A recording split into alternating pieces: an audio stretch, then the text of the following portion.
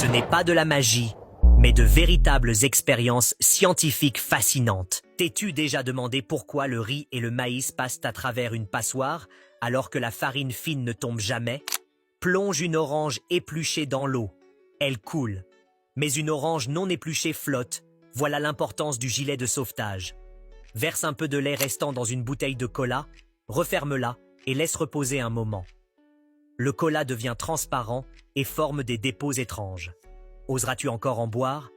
Perce un petit trou dans le bouchon d'une bouteille de bière, frappe-la légèrement et la bière jaillira rapidement. C'est le phénomène de la surpression. Verse de l'eau dans un verre avec une paille.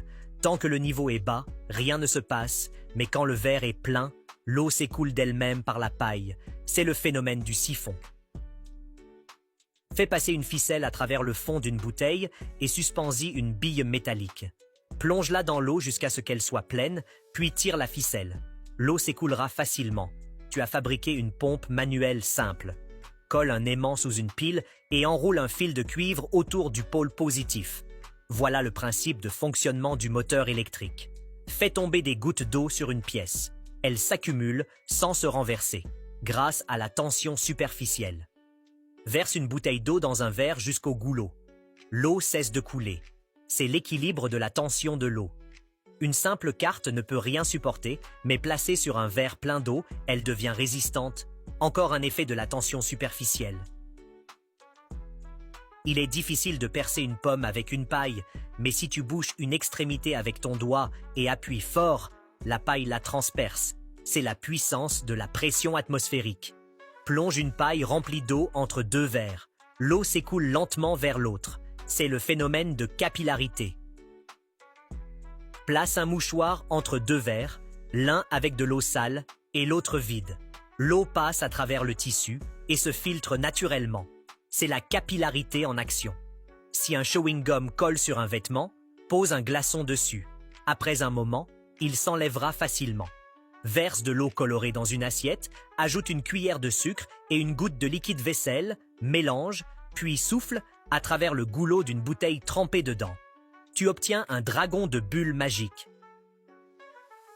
Place un clou entre deux aimants, relie une pile avec des fils. La feuille métallique tourne, c'est le principe du ventilateur électrique. Trempe un coton-tige dans du jus d'oignon et écris sur du papier blanc. Après chauffage, le texte apparaîtra. C'est le secret de l'encre invisible. Verse un peu de riz dans un verre, ajoute de l'eau et un peu d'huile, puis plante un coton-tige et allume-le. Tu obtiens une bougie artisanale. Casse plusieurs allumettes et dispose-les comme dans la vidéo.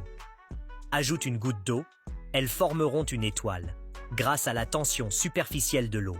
Remplis 3 verres à des niveaux différents, puis place une paille pliée entre eux. L'eau se répartira équitablement dans 4 verres. C'est le principe des vases communicants et du siphon. Plante 2 crayons dans une solution saline et relie-les au pôle d'une pile. Tu verras des bulles se former. C'est l'électrolyse de l'eau.